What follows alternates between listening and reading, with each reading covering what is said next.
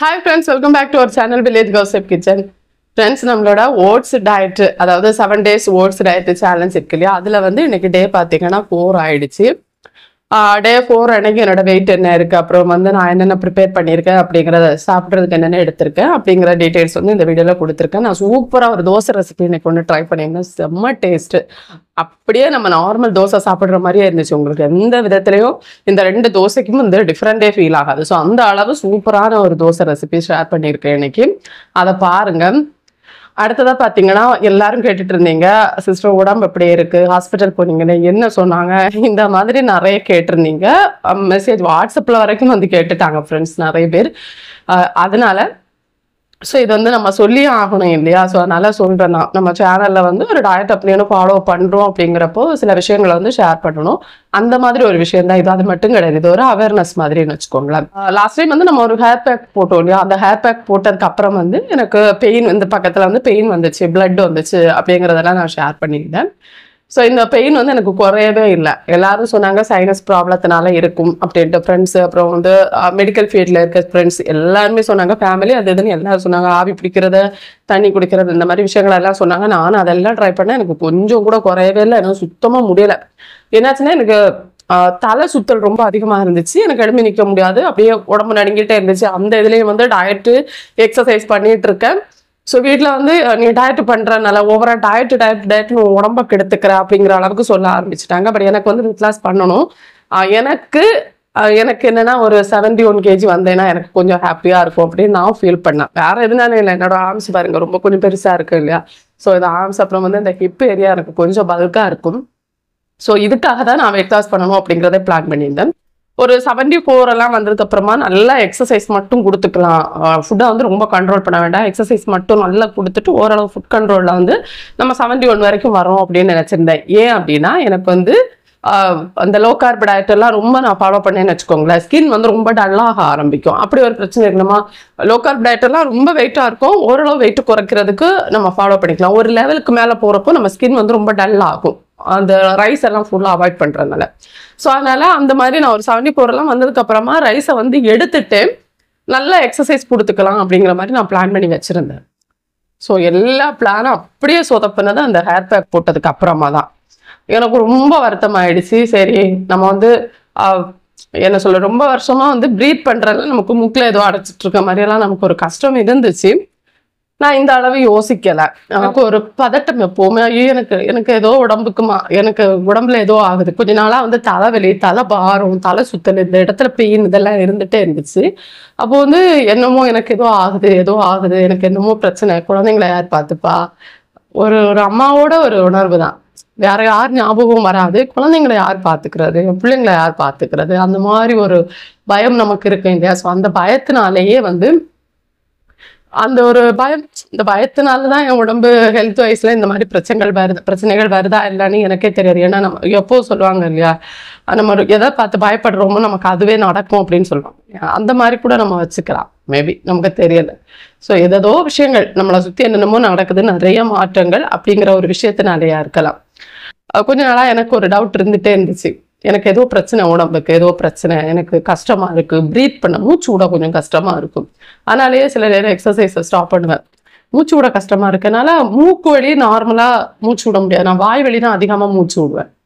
எனக்கு ஏதோ கஷ்டமா இருக்கு, எனக்கு எல்லாம் ஏதோ மாற்றம் இருக்கு அப்படிங்கிறத நான் ஃபீல் பண்ணிட்டே இருந்தேன்.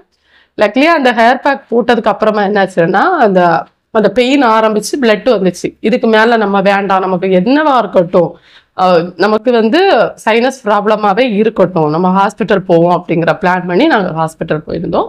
ஹாஸ்பிட்டல் போய் நான் இந்த சைடில் உங்களுக்கு அந்த வீடியோ காமிக்கிறேன். ஹாஸ்பிட்டலில் போய் நாங்கள் செக் பண்ணப்போ, எண்டோஸ்கோபி பண்ணி பார்த்தப்போ மூக்கில் வந்து இந்த பக்கம் மூக்கில் வந்து பெருசாக சதை வளர்ந்துருக்கு அப்படின்னு சொன்னாங்க. நார்மல் தான், நிறைய பேருக்கு இருக்கும், நிறைய பேர் சர்ஜரி பண்ணுறாங்க. ஆனால் நமக்குன்னு வர்றப்போ நமக்கு பயம். இப்போ இன்னொருத்தங்களுக்கு வந்திருக்கு அப்படிங்கிறப்போ அது ஒரு சாதாரண விஷயம் தானே அப்படிங்கிற மாதிரி நமக்கு தோணும். அவங்க என்ன சொன்னாங்கன்னா, அனஸ்தீசியா கொடுத்துட்டு வந்து இந்த சர்ஜரி பண்ணி நம்ம இதை வந்து ரிமூவ் பண்ணிடுவோம், மூக்குக்குள்ளே வந்து அதை கட் பண்ணி எடுத்துட்டு வந்து ஒரு 3 நாள் ஹாஸ்பிட்டலில் நம்ம வச்சுக்கிற மாதிரி இருக்கும். ஒரு நாள் ஐசியூவில், மற்ற 2 நாள் வந்து நம்ம ரூமில் சேஞ்ச் பண்ணிவிடுவோம், ஹாஸ்பிட்டலில் இருக்கிற மாதிரி இருக்கும். அடுத்து வந்து 10 நாள் ஃபுல்லாக பெட் ரெஸ்ட். எதுவுமே பண்ணக்கூடாது, ஃபுல்லாக பெட் ரெஸ்ட்டு, 6 மாதம் வெயிட்டு தூக்கக்கூடாது, துணிஞ்சு எதுவும் பண்ணக்கூடாது அப்படின்னு சொல்லியிருக்காங்க. எனக்கு இதை எப்படி ஹேண்டில் பண்ணுறதுன்னு தெரியல. நீங்கள் நினச்சி பாருங்கள், 2 குழந்தைங்க, பெரிய பிள்ளைங்க, கொஞ்சம் வளர்ந்துட்டாங்க, படிக்கிற பிள்ளைங்க இருக்காங்க. நான் ஒரு 6 மாதமே அம்மா வீட்டில் போய் நிற்கவே முடியாது. குழந்தைங்க அப்புறம் பிஸ்னஸ் அப்படியே படுத்துடும். என்னோட இன்கம் வந்து என் ஃபேமிலிக்கு ரொம்ப முக்கியம். அப்படிங்கிறப்போ எதுவுமே பண்ணாமல் 6 மாதம் எல்லாம் எனக்கு வந்து ரொம்ப கஷ்டம். அது மட்டும் கிடையாது, எனக்கு இந்த அனஸ்தீசியா, இன்ஜெக்ஷன் அதெல்லாம் ரொம்ப பயம். ஏன்னா 2 சர்ஜரி, குழந்தைங்க 2 பேரும் சர்ஜரி தான். அந்த ஆப்ரேஷன் வார்டுக்குள்ளே போகிறவங்களுக்கு தெரியும். 2 முறை நம்ம போயிட்டு வந்திருக்கோம். அதை வந்து எப்படி அதை வந்து என்னால் ஹேண்டில் பண்ண முடியும்னு எனக்கு தெரியலை. எனக்கு அது கொஞ்சம் பயம், கொஞ்சம் இல்லை ரொம்ப பயம் தான். நான் ஓப்பனாகவே சொல்கிறேன், ரொம்ப பயம். இன்ஜெக்ஷன் போடுறது, மாத்திரை எடுக்கிறது அது வரைக்கும் ஓகே. ஆனால் அதுக்கு மேலே வந்து நம்ம ஒரு சர்ஜரி அப்படிங்கிறப்போ நமக்கு வர்றப்போ நமக்கு ஒரு பயமும் பதட்டமும் இருக்கும். ஸோ அந்த ஒரு பயம் பதட்டம் எனக்கு 2 நாளாக ரொம்ப அதிகமாக இருக்குது.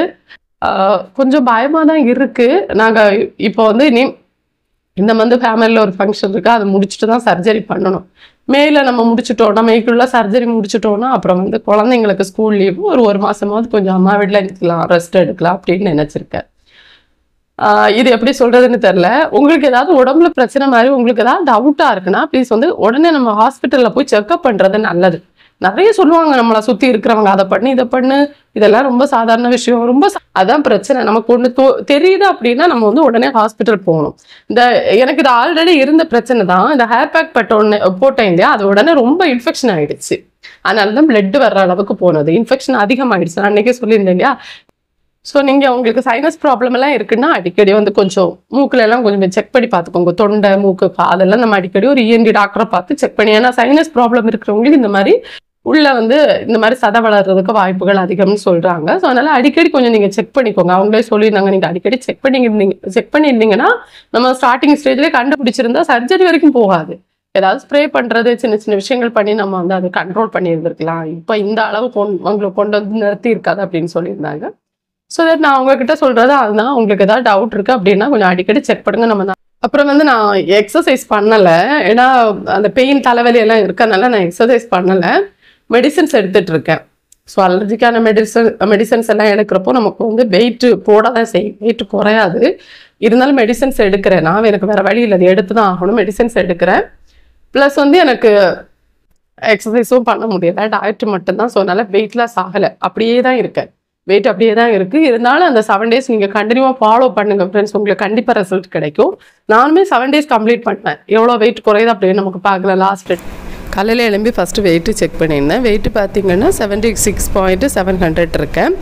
ஸோ நம்ம வந்து அந்த வெயிட் மிஷினில் தான் டயட் ஆரம்பித்தோம். அதனால் கரெக்டாக நமக்கு எவ்வளோ குறைஞ்சிருக்கு அப்படின்னலாம் நம்மளால் சொல்ல முடியலை.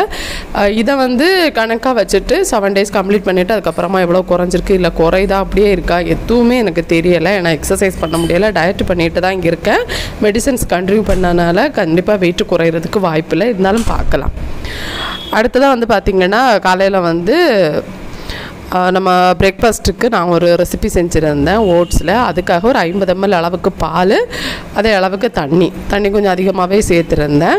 இந்த பால் வந்து நல்லா கொதிக்கட்டும். கொதித்ததுக்கப்புறமா ஒரு 20 கிராம் அளவுக்கு ஓட்ஸு சேர்த்துக்கிறேன். இப்போ நம்ம ஒரு 20 கிராம் அளவுக்கு ஓட்ஸு சேர்த்துக்கிறேன். ஓட்ஸ் என்ன பிராண்ட் அப்படின்னு நிறைய பேர் கேட்டிருந்தாங்க. முதல் வீடியோலேயே சொல்லியிருந்தேன், சஃபோலா ஓட்ஸ் தான் நான் இப்போதைக்கு எடுத்துகிட்ருக்கேன். நான் கார்லிக்ஸ் எடுப்பேன், குக்கர் எடுப்பேன். உங்களுக்கு எது அவைலபிளாக இருக்கோ நீங்கள் அதை எடுத்துக்கலாம். முடிஞ்ச அளவு வந்து இன்ஸ்டன்ட் ஓட்ஸ் எடுக்க வேண்டாம். ஸோ ஓட்ஸ் போட்டு ஓட்ஸும் சேர்த்து நல்லா வெந்துடுச்சு. வெந்ததுக்கப்புறமா இதை வந்து கெட்டியாகிடும் இல்லை, நல்லா கெட்டியானதுக்கப்புறமா அதை மட்டும் ஒரு பிளேட்டில் மாற்றுறேன். அது கூட கட் பண்ணி வச்சுருக்க ஒரு ஆப்பிள், கூடவே கொஞ்சம் சீட்ஸ் ஆட் பண்ணுறேன். கூட வந்து கொஞ்சம் டேஸ்ட்டுக்கு நான் கொஞ்சம் தேன் சேர்த்துக்கிறேன். சுத்தமான தேன் தான் நம்ம எடுத்துக்கணும். எனக்கு இப்போதைக்கு தேன் பார்த்திங்கன்னா அக்கா கொடுத்துருந்தாங்க. ஸோ அது ரொம்ப பியூராக இருந்துச்சு. நான் அதை சேல்ஸ் பண்ணிட்டு வேற இருக்கேன். நான் கொடுத்துருந்தேன், நிறைய பேர் இப்போ ஆர்டர் வேறு பண்ணியிருக்காங்க. அந்த தேன் தான் ஒரே 1 ஸ்பூன் வர மாதிரி எடுத்துருந்தேன். எடுத்து பொதுவாக தேன் எடுக்காமல் இருக்கிறது நல்லது, பட் நான் எடுத்திருந்தேன். ரொம்ப நல்லா இருந்துச்சு. அந்த பிரேக்ஃபாஸ்ட் எல்லாம் மிக்ஸ் பண்ணி சாப்பிட்றப்போ செம்ம டேஸ்ட்டாக இருந்துச்சு.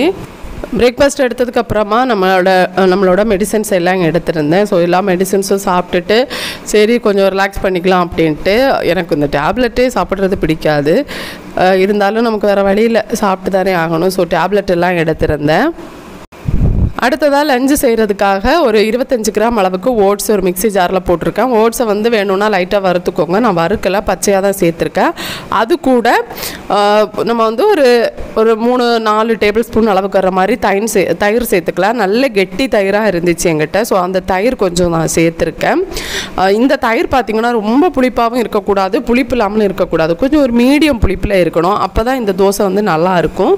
ஸோ தயிர் சேர்த்துட்டு கொஞ்சம் தண்ணி கூட சேர்த்துக்கோங்க. தண்ணி சேர்த்துட்டு இதை வந்து நம்ம அப்படியே கொஞ்சம் நேரம் ஊற வச்சுக்கலாம். தேவையான அளவுக்கு உப்பும் சேர்த்துக்கிறோம். உப்பு நிறைய வேண்டாம், கொஞ்சம் போட்டால் போதும். கொஞ்சம் தண்ணி சேர்த்து இதை வந்து அப்படியே மூடி போட்டு ஒரு 5 மினிட்ஸ் ஊற வச்சுக்கோங்க. ஊற வச்சுட்டு இதை நல்லா அரைச்சி எடுத்துக்கோங்க. நல்லா இந்த மாதிரி அரைக்கணும். தோசை பேட்டரெல்லாம் நம்ம அரைக்கிற மாதிரி அரைச்சி வச்சுட்டு அதை ஒரு பவுலில் சேர்த்து நல்லா இந்த மாதிரி கலந்து எடுத்துக்கிறேன். இப்போ பாருங்கள், தோசை மாவு பதத்துக்கு இருக்கா. ஸோ அவ்வளோதாங்க. இதை வந்து நம்ம தோசை மாதிரி இப்போ சுட்டு எடுக்க வேண்டியது தான். இந்த தோசை மாவை நம்ம ஊற்றிட்டு மேலே ஒரு மூடி போட்டு விட்டோம் அப்படின்னா வேகிறதுக்கும் நமக்கு எடுக்கிறதுக்கும் கொஞ்சம் ஈஸியாக இருக்கும். அப்படியே தோசை ஊற்றுற மாதிரி தான் நமக்கு இருக்கும், அப்படி கஷ்டமாலாம் இருக்காது. இப்போ 2 பக்கமும் நம்ம முருகலாக வேக வச்சு எடுத்துக்க வேண்டியது தான். இப்போ தோசை ரெடி ஆகிடுச்சு. நான் ஒன்று வந்து கேரட் தோசை மாதிரி செஞ்சுருந்தேன். டேஸ்ட்டு கண்டிப்பாக சொல்லி ஆகணும், செம்ம டேஸ்ட்டாக, அப்படியே நம்ம நார்மல் தோசை சாப்பிட்ற மாதிரி இருந்துச்சு. இந்த தோசை சாப்பிட்டா உண்மையாக சொல்கிறேன், நம்ம ஓட்ஸ் டயட்டு தான் ஃபாலோ பண்ணுறோமா அப்படிங்கிற டவுட்டு நமக்கே வந்துடும். ஏன்னா அவ்வளவு டேஸ்ட்டு. கண்டிப்பாக நல்ல ஃபாஸ்ட்டாக உங்களுக்கு வெயிட் லாஸும் இருக்கும். ஸோ கண்டிப்பாக நீங்கள் ட்ரை பண்ணணும். மஸ்ட்டாக நீங்கள் ட்ரை பண்ண வேண்டிய ஒரு தோசை ரெசிபின்னு சொல்லுவேன்னா. இது கூட நீங்கள் சாம்பார், சட்னி இந்த மாதிரி எது வேணால் வச்சு சாப்பிடுங்க, செம்ம காம்பினேஷன். நான் இது கூட கொஞ்சம் சாம்பாரும் நேற்று வச்ச மிச்சம் வந்த சாம்பார் இருந்துச்சு, அதுவும் கொஞ்சம் வச்சுட்டு அது கூட வந்து ஒரே ஒரு பீஸ் வந்து மீனும் எடுத்திருந்தேன். ஸோ இதான் லஞ்சுக்கு எடுத்திருந்தேன். நல்ல திருப்தியான ஒரு லஞ்சுன்னு சொல்லலாம். எனக்கு ரொம்ப பிடிச்சிருந்துச்சு. நான் எப்போவுமே அப்படி டயட்டில் வந்தேன்னா உப்பு சப்பலாமல் சாப்பிட மாட்டேன். எனக்கு ஏற்ற மாதிரி அந்த டயட்டு ஃபுட்டை மாற்றி அமைச்சு தான் சாப்பிடுவேன். அதனால் மட்டும்தான் என்னால் டயட்டை கண்டினியூ பண்ணவே முடியுது. அப்புறம் ஈவினிங் ஒரு சின்ன கப்பு டீ இனிப்பு இல்லாமல் எடுத்திருந்தேன். அது கூட ஒரு ஆப்பிள் எடுத்திருந்தேன். அவ்வளோதான். அதோட முடிச்சுட்டேன். நைட்டு மெடிசின்ஸ் வேறு இருந்துச்சு. பட் இவ்வளோ தான் இங்கே எடுத்திருந்தேன். ஏன்னா எக்ஸசைஸ் வேறு நம்மளால் பண்ண முடியலை. ஸோ அவ்வளோதான் ஃப்ரெண்ட்ஸ். இப்படி தான் என்னோடய டே 4 வந்து ஃபினிஷ் ஆச்சு. இந்த வீடியோ கண்டிப்பாக உங்களுக்கு ரெசிபிஸ் எல்லாம் யூஸ்ஃபுல்லாக இருக்கும்னு நினைக்கிறேன். ப்ளீஸ் சப்போர்ட் பண்ணுங்கள், ஷேர் பண்ணுங்கள். நாளைக்கு சந்திக்கலாம். Bye friends. தேங்க்ஸ் ஃபார் வாட்சிங்.